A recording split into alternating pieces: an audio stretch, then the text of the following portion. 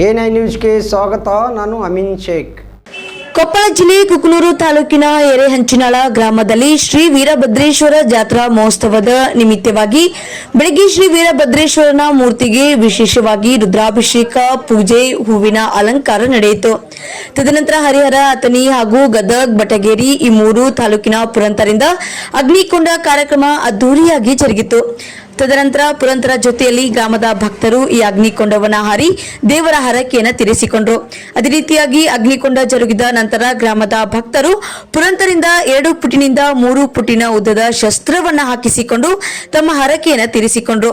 ಅದೇ ರೀತಿಯಾಗಿ ಶ್ರೀ ವೀರಭದ್ರೇಶ್ವರ ದೇವಸ್ಥಾನದ ಕಾರ್ಯಕ್ರಮಕ್ಕೆ ಆಗಮಿಸಿರುವ ಹರಿಹರ, ಅಥಣಿ, ಗದಗ್, ಬಟಗೇರಿ 3 ಜಿಲ್ಲೆಯ ಪುರಂತರು ಈ ಕಾರ್ಯಕ್ರಮದಲ್ಲಿ ಸ್ಟೀಲಿನ ಕೊಡಪಾನಕ್ಕೆ ಅಕ್ಕಿಯನ್ನ ತುಂಬಿ, ಅಕ್ಕಿ ತುಂಬಿದ ಕೊಡಪಾನದಲ್ಲಿ 3 ಫುಟ್ ಉದ್ದ ಇರುವ ಚಾಕುವನ್ನ ಚುಚ್ಚಿ ಈ ಸ್ಟೀಲಿನ ಕೊಡವನ್ನ ಎತ್ತಿ ಒಡಪು ಹೇಳುತ್ತಾ ಕುಣಿದಾಡಿ ಗ್ರಾಮದ ಭಕ್ತರಿಗೆ ಒಳ್ಳೆಯ ಪವಾಡವನ್ನ ಮಾಡಿ ತೋರಿಸಿದ್ದಾರೆ ಎಂದು ರೈತ ಸಂಘದ ರಾಜ್ಯ ಉಪಾಧ್ಯಕ್ಷರು ಆದಂತಹ ಅಂದಪ್ಪ ರುದ್ರಪ್ಪ ಕೋಳೂರ್ ಅವರು ತಿಳಿಸಿದರು. ಅದೇ ರೀತಿಯಾಗಿ ಮಧ್ಯಾಹ್ನ ದೇವಸ್ಥಾನದ ಆವರಣದಲ್ಲಿ ಅನ್ನ ಸಂತರ್ಪಣೆ ಏರ್ಪಡಿಸಲಾಗಿತ್ತು. ಅನ್ನ ಪ್ರಸಾದವನ್ನ ಸ್ವೀಕರಿಸಿದ ಭಕ್ತರು ಆನಂದಗೊಂಡರು.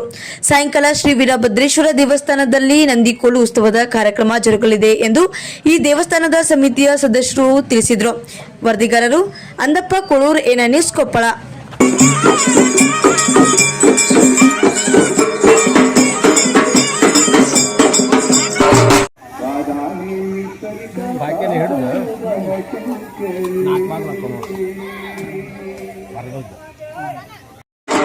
ಜೋಳದ ಕಾಳಿನ ಕೇತನ ವಿಭೂತಿಗೆ ಅದೆಷ್ಟು ಬಂಗಾರ ಬರುವುದು? ಜೋಳದ ಕಾಳಿನ ವಿಭೂತಿ ಅಷ್ಟೇ, ಮತ್ತೆ ನೀನು ಬಂಗಾರ ಕೊಡಬೇಕೆಂದಾಗ ಆ ಜೋಳದ ಕಾಳಿನ ವಿಭೂತಿಗೆ ಸರಿ ಸಮಾನ ತುಂಬುತ್ತಿಲ್ಲ, ಬಂಗಾರ ಸರಿ ಸಮಾನ ತುಂಬುತ್ತಿಲ್ಲ. ಯಾವ ಬಂಗಾರವು, ಯಾವ ವಸ್ತ್ರವು, ಯಾವ ವೈಡೂರ್ಯವು, ಹೇ ದೇವ ಪರಮೇಶ್ವರ, ಜಗದ್ರಕ್ಷಕ, ನಾಥ ಬಂಧುವೇ, ನಾನು ಬಂಗಾರಕ್ಕೆ ಆಶೆ ಪಡಬಾರದಿತ್ತು, ನಾನು ಬಂಗಾರಕ್ಕೆ ಆಶೆ ಪಡಬಾರದಾಯ್ತು. ನನ್ನನ್ನು ಕ್ಷಮಿಸಿ, ನನ್ನನ್ನು ಕ್ಷಮಿಸಿ. ನಿಮ್ಮ ಭಸ್ಮವನ್ನು ಪಾವನ ಮಾಡೆಂದು ಹೇಳಿದಾಗ, ಪಾವನ ಮಾಡೆಂದು ಹೇಳಿದಾಗ ಯಾವ ಕರುಣಾಮೂರ್ತಿಯಾದ ಪರಮೇಶ್ವರನು